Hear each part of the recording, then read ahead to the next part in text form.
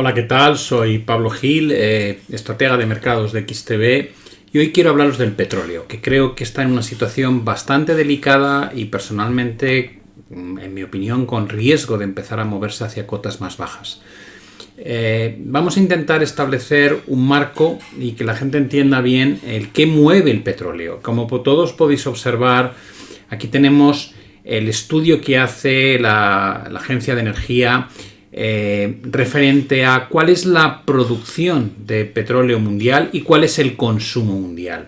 Y aquí abajo en este histograma lo que genera es la sobreoferta de petróleo o el déficit de petróleo existente en función de esa oferta y esa demanda. Y estas pequeñas variaciones, el hecho de que la línea de producción cotice por encima o por debajo del consumo global, es crítico y fundamental para el comportamiento del petróleo.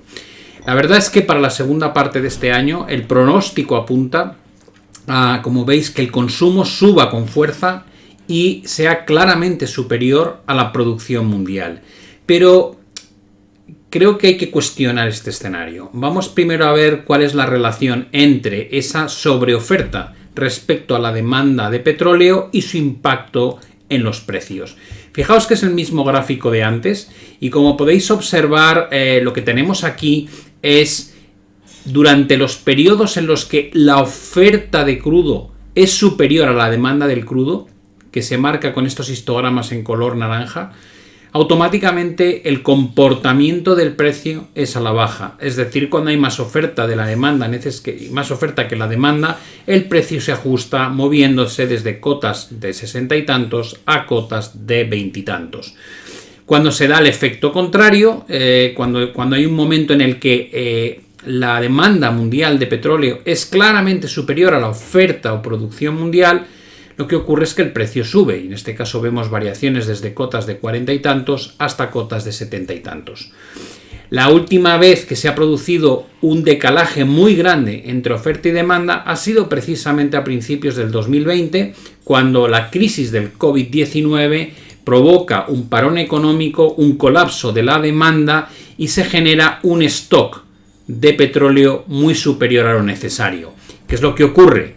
Que el precio del petróleo se hunde, colapsa a la baja y se producen esas caídas hacia el entorno del cero. En el caso concreto del contrato de marzo de West Texas, ya sabéis que por una anomalía se llegó incluso a cotizar en tasas negativas. En este momento, la Agencia de Energía está pronosticando que la segunda parte de este año y 2021, sobre todo tercer trimestre, cuarto trimestre y principios de 2021, va a haber una situación en la que la demanda va a superar a la oferta y eso permite tener un escenario de crecimiento o de subida del precio para los próximos trimestres. ¿Es esto racional o coherente con la situación actual? Creo que es la pregunta que hay que hacerse y luego analizar gráficamente qué nos está diciendo la estructura del price action. La primera pregunta que me hago yo es, tal vez no están teniendo en cuenta que en junio del 2020 el Fondo Monetario Internacional ha rebajado aún más las expectativas de crecimiento en escala mundial. Hemos visto cómo ahora el pronóstico es de menos 4,9 y además afecta a todas las regiones del mundo. Es una situación realmente mala y el Fondo Monetario Internacional, lo mismo que la OCDE o el Banco Mundial, lo que están teniendo en cuenta es que la evolución de la pandemia no va a mejor, sino que sigue deteriorándose. Estuvimos en un periodo de estancamiento lateral en número de casos mundiales cuando se llevaron a cabo, cuando vimos el efecto de esos grandes confinamientos que se realizaron en varios países como Estados Unidos o Europa, pero a medida que durante los meses de verano se han relajado esas normas, otra vez estamos detectando una casuística en el número de infectados cada vez más alta y hace temer que lo que tenemos por delante de aquí a diciembre, enero del año que viene sea un empeoramiento paulatino de la situación actual y que por tanto tengamos la necesidad de acometer nuevas restricciones, como ya estamos viendo que ocurren en países como España, en Francia, en Reino Unido o en Bélgica, y que probablemente se va a extender de forma generalizada a varios países del mundo.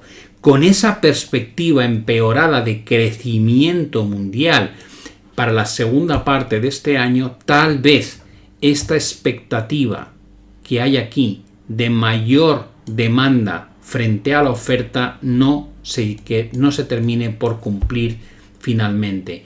En el caso de que esta predicción no se cumpla, evidentemente el riesgo es que el petróleo vuelva a rotar hacia cotas más bajas.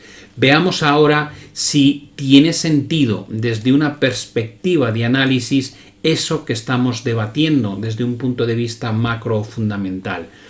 El petróleo West Texas, como podéis observar aquí en un gráfico semanal, ha tenido una fuerte recuperación de toda la caída experimentada durante la primera parte de este año.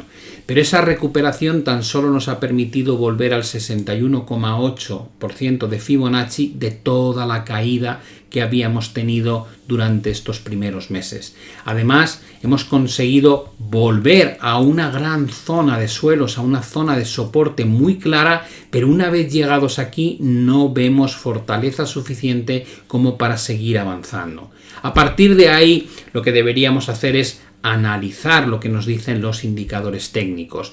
Vemos el RSI en zona de sobrecompra, habiendo atacado la directriz bajista y empezando a ceder terreno a la baja. Vemos el estocástico semanal con cortes descendentes y todavía lejos de estar en zonas de sobreventa, por tanto queda recorrido a la baja de forma significativa, y vemos la ralentización del histograma de MACD y cómo se empiezan a generar potenciales cortes bajistas en el indicador.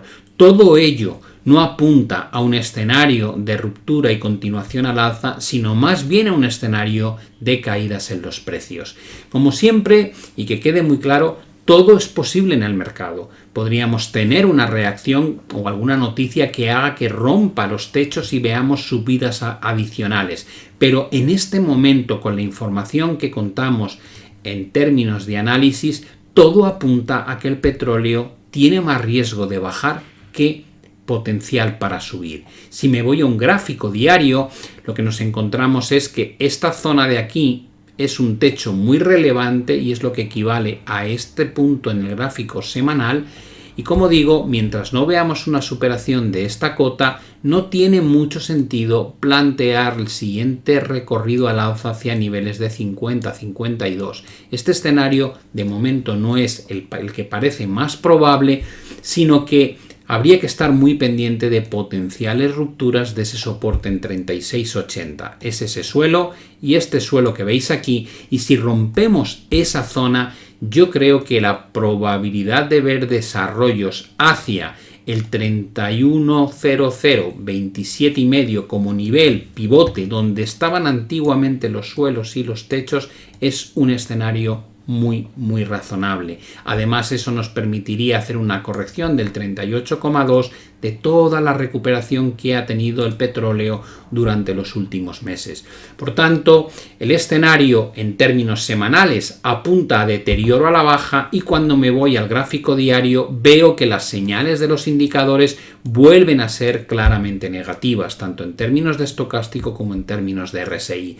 Ya tengo dos espacios temporales, uno de medio plazo y uno de largo plazo, poniendo en tela de juicio la continuidad al alza del petróleo y marcando un riesgo cada vez más alto de caída en los precios.